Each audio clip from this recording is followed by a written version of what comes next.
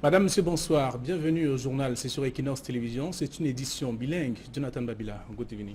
Bonsoir Flavien. Thanks ladies and gentlemen for joining us in this bilingual primetime weekend edition of the news on Equinox Television live from our headquarters in Cameroon's economic capital Douala. In a lone top story tonight, at least 21 persons have died and 38 others injured in a road accident on the Douala-Bafoussam highway. The accident occurred in Sanchu in the west region of the country Saturday night, breaking Sunday. 21 morts, 38 blessés et quelques 5 rescapés. C'est le bilan de l'accident. La circulation survenue sur l'axe Tchang-Douala. Le véhicule parti donc de la ville de Tchang avec à bord presque 80 personnes selon des témoins a mal négocié le virage et s'est retrouvé dans le ravin. Vous écouterez le reportage de Leclerc Tchakem dans cette édition. Bienvenue à tous, madame, messieurs. C'est le journal.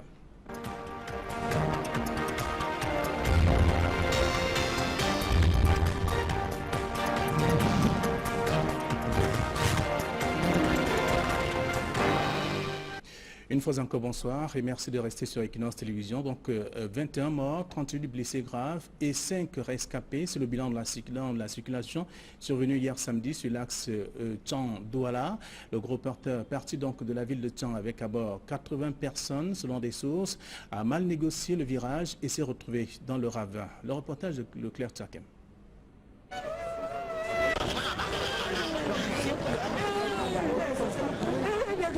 L'émotion atteint son paroxysme à l'hôpital des districts de Tchang suite à cette boucherie humaine sur la nationale numéro 17 au pied de la falaise de Sanchu par Tchang dans la nuit du samedi à dimanche 13 janvier 2018. À la gare aussi, on a donc trouvé un bus, un reporter qui n'avait pas de nom et qui allait sur Douala. Bon, ils ont chargé, c'était le reporter 70 places, ils ont surchargé parce que les gens se sont retrouvés à plus de 80 dans le bus. Et au niveau de la falaise, à un moment, ça a commencé à aller très vite. On a senti qu'il y avait un problème. Et je pense que c'est le frein qui s'était coupé. Parce qu'on parlait de frein coupé. Ce cas de transport interurbain non immatriculé qui circule pourtant sur cette route depuis un mois a chargé à la gare routière de Tchang pour échouer au pied de cet arbre. Descendu sur les lieux, le gouverneur de la région de l'Ouest, Awa Fokan Augustine, dresse le premier bilan. Sur cette falaise de Tchang, les freins ont lâché. Et le résultat, c'est ce qu'on voit là. Et avec un bilan de 21 morts, 38 blessés, avec 5 personnes rescapées. Ce chauffeur va plus loin pour expliquer le problème que cette marque de véhicule peut avoir sur une forte pente. Ce qui pourrait causer dans cette voiture qui d'abord ça avait une boîte automatique. Dans les voitures à bord automatique, c'est les voitures que parfois ça n'aime pas beaucoup de longues falaises. Bon, et quand ça prend parfois la descente, au lieu que ça rétrograde, ça avance la vitesse. Et quand ça avance, il faut maintenant forcer le freinage, puisque autant qu'on est en train de freiner, le moteur est en train de forcer, donc automatiquement, le frein doit libérer. L'effort conjugué des riverains, des sapeurs-pompiers venus de Consomé Bafoussam, arrivés sur les lieux quelques heures plus tard, a sauvé quelques vies. Les corps des victimes ont été déposés à la mort de l'hôpital du district de Tchang. En moins de 2 mois, cette route a soustrait la vie à près de 26 personnes. Alors, prudence, prudence. Au volant de votre voiture, à pied ou à moto, mes frères, soyez prudents tous les jours.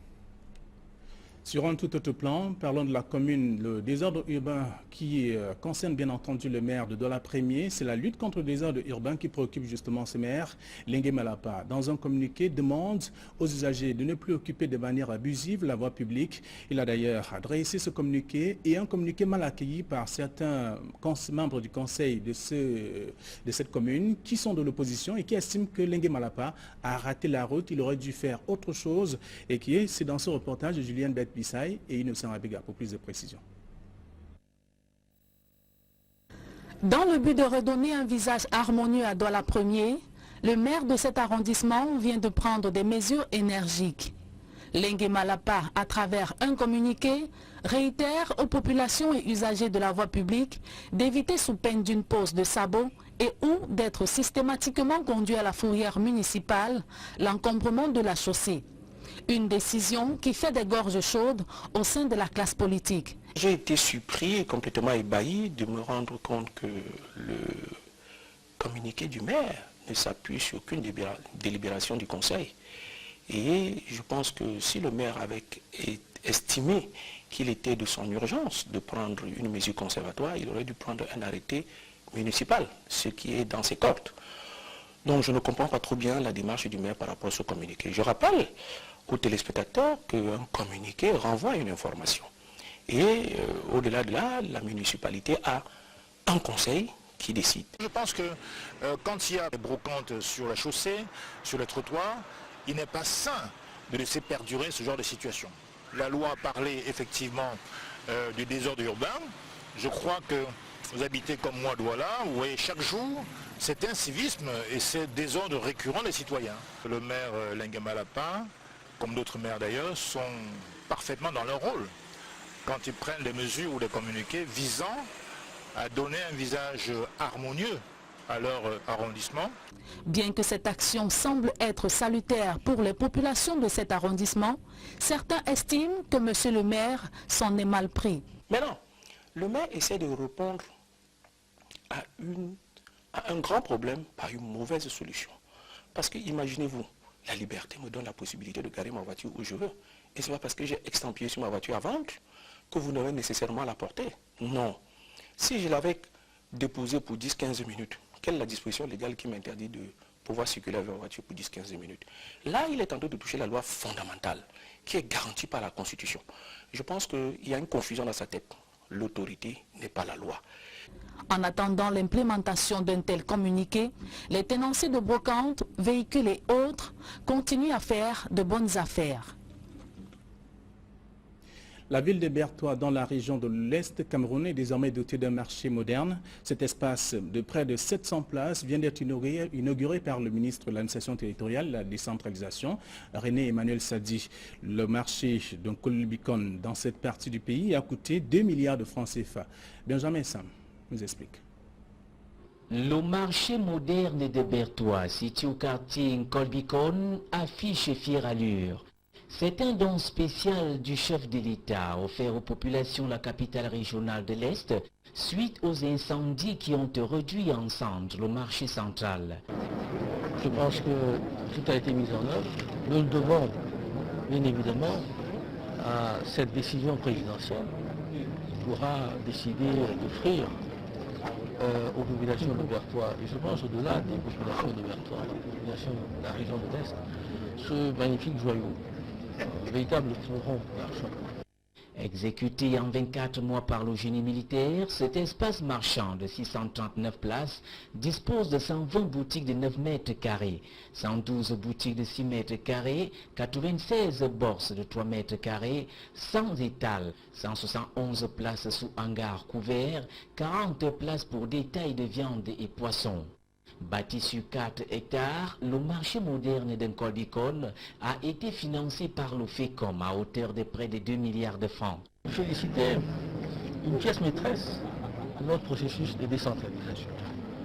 Vous savez, ce marché est une illustration que la décentralisation est en marche. Elle avance. À un pas peut-être qui n'est pas aussi rapide que certains le souhaitent, mais et nous avons une pièce maîtresse.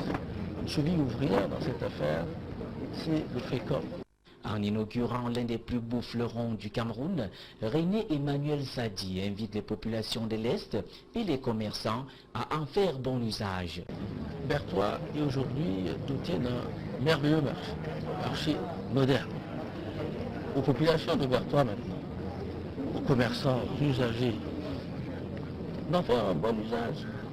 Et de veiller à ce que ce marché reste ce qu'il est aujourd'hui. Quant à la communauté urbaine de Bertoua, à qui incombe désormais la gestion quotidienne du dit marché, le ministre de l'administration territoriale suggère d'en faire une importante ressource de recettes. Le ministre de la Défense invite les forces de défense à cultiver davantage le patriotisme, la discipline et même l'engagement. 3 mots qui vont guider les actions de l'armée au cours de cette année 2018. Joseph Betia Somor l'a évoqué alors qu'il recevait les vœux de Nouvel An. Joël Essengue et Marcelin Gansop. Comme en 2017, 2018 ne sera pas de tout repos au ministère de la Défense. Les défis à relever sont si nombreux que les forces de défense et de sécurité n'auront pas un temps de répit. 2018 étant en plus une année électorale. Ensuite de la guerre contre Boko Haram, lutte contre le terrorisme insurrectionnel armé dans certaines régions du pays, préservation et protection de l'intégrité du territoire national, encadrement sécuritaire des processus électoraux, lutte contre la piraterie maritime, secours aux populations en cas de sinistre, catastrophe ou incendie, lutte contre la cybercriminalité, lutte contre l'insécurité et la mortalité routière, lutte contre la criminalité et le banditisme urbain et rural, protection des personnes et des biens. Des défis qui nécessitent des moyens à la fois humains et matériels. Un chantier de la plus haute importance pour le haut commandement militaire. Poursuivre les opérations de recrutement des nouveaux personnels, des armées et de la gendarmerie. Renforcer vos équipements pour améliorer la mobilité et la réactivité des hommes sur le terrain. Améliorer les conditions de prise en charge de la santé des hommes, et notamment le traumatisme post-opération. Poursuivre le perfectionnement du personnel par des stages à l'intérieur et à l'étranger. Mais rien de tout ce qui est projeté en 2018 ne peut se réaliser dans l'indiscipline et le désordre. Aussi Joseph Betia Somor a-t-il engagé les forces de défense à tourner le dos au comportement irresponsable et autres tueries fratricides qui tendent à se multiplier. Le dernier cas en date étant celui de ce gendarme qui a tué sa collègue à bout portant du côté de Douala. Soyez prêts à poursuivre vos missions avec plus d'engagement, de courage, d'intrépidité et de bravoure dans la discipline pour laquelle le haut commandement vous savez s'est montré intraitable en 2017. Il le sera davantage encore en 2018 et mettre ici un terme à ces tueries fratricides entre le personnel militaire à l'aide des armes de guerre, poursuivre l'assainissement énergique de la discipline dans les rangs et refréner sans faiblesse la propension à la divulgation des secrets militaires vers le grand public, notamment par des moyens électroniques. Avant le ministre de la Défense, le chef d'état-major des armées, le général de corps d'armée, René Kodemeka, a lui aussi balisé les chemins d'une année qui ne sera pas de tout repos. Le commandant vient de faire tuer 3 enfants. Des séquences de détente ont permis aux uns et aux autres de décompresser le temps d'un échange de vœux qui se voulait convivial, avant que chacun ne retourne au train-train quotidien.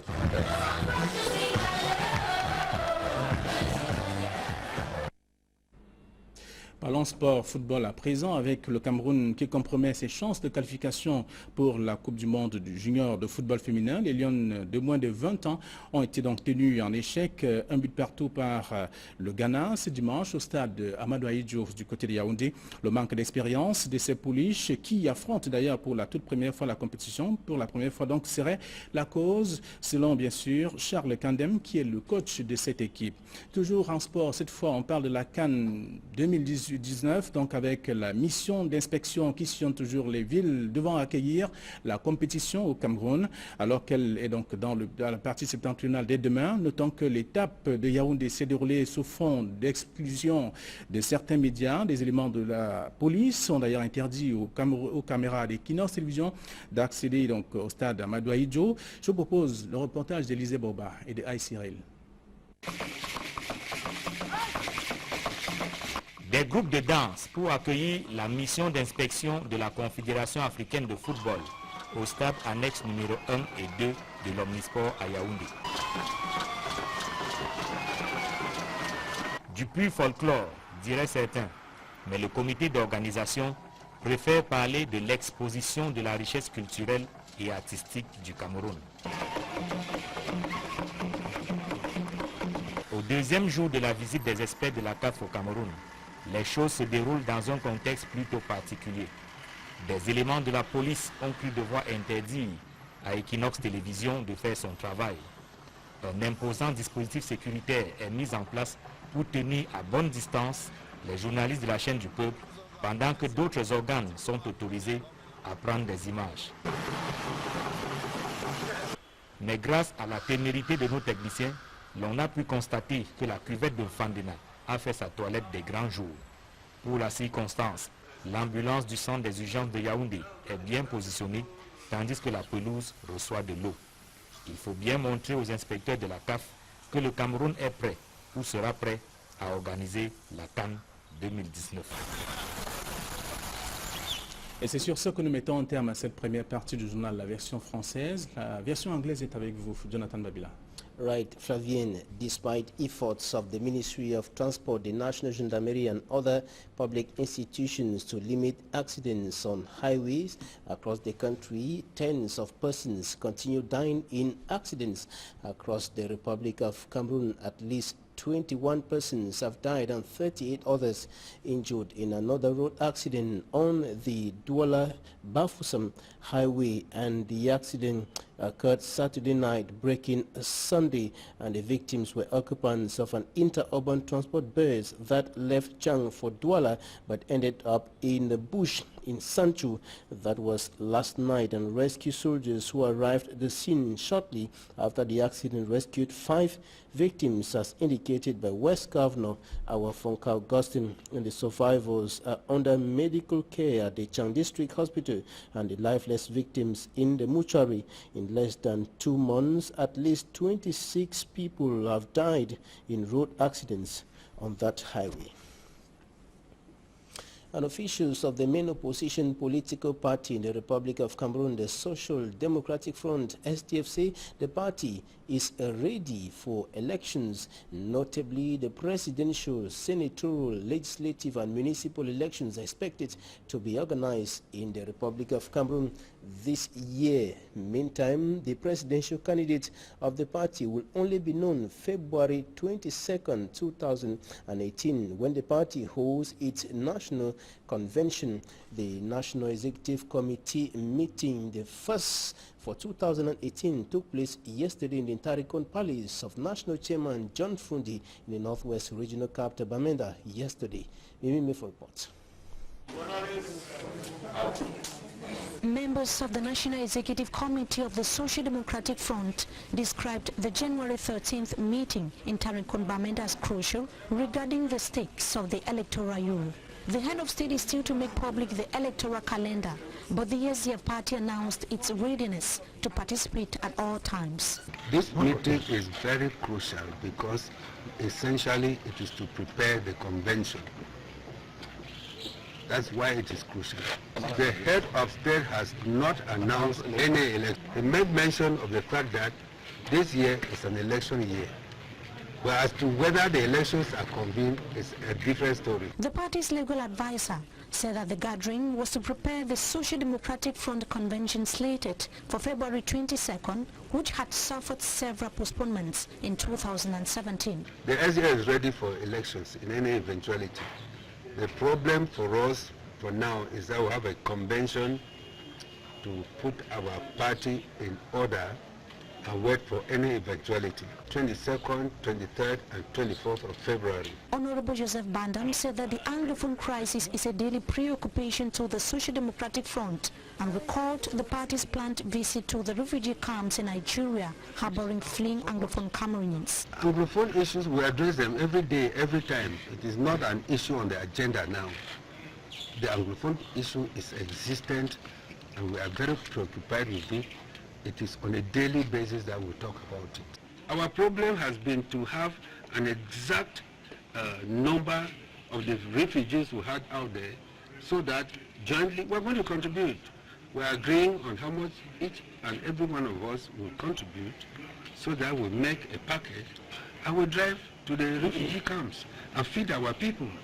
The much speculated and awaited presidential candidate of the Social Democratic Front would only be known when the February 2018 convention takes place.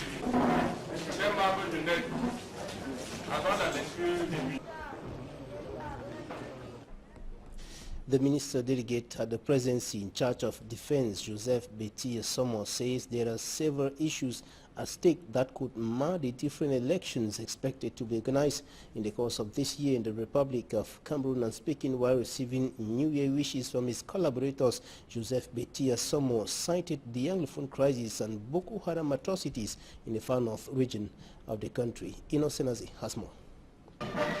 Defense Minister Joseph Betty Somo was highly honored with a prolonged military parade on the ceremonial ground. Surrounded by personnel of his ministerial department, Joseph Betty Somo had a package to dish out to his collaborators that will make the 2018 electoral year distinct from previous ones in Cameroon. His preoccupation, the need for absolute restoration and maintenance of peace, unity, stability and security. Préservation et protection de l'intégrité du territoire national. For this to be achieved, he urged security forces to dish out the best of their professionalism to tackle the barbaric group Boko Haram and digest the socio-political impasse that the nation has been facing since 2016. Poursuite de la guerre contre Boko Haram, lutte contre le terrorisme insurrectionnel armé dans certaines régions du pays. Joseph Betty Somo did not end there.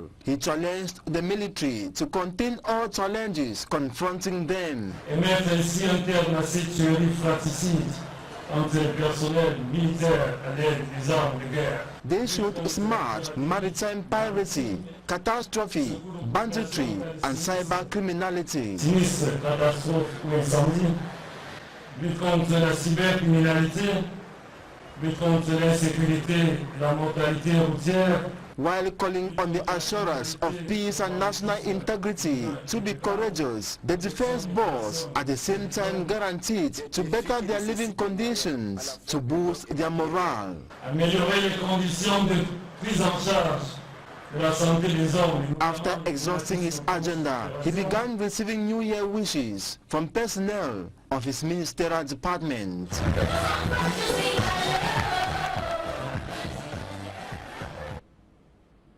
Now, after closing its doors to patients and the public for a period of about 3 months, the Saint-Martin-de-Porres Catholic Hospital in Ginicom in the northwest region of Cameroon is once more open to the public. The officials, the church decided to reopen that hospital after replacing officials of the health amenity who were highly criticized by the public. We have details with Catherine Kone.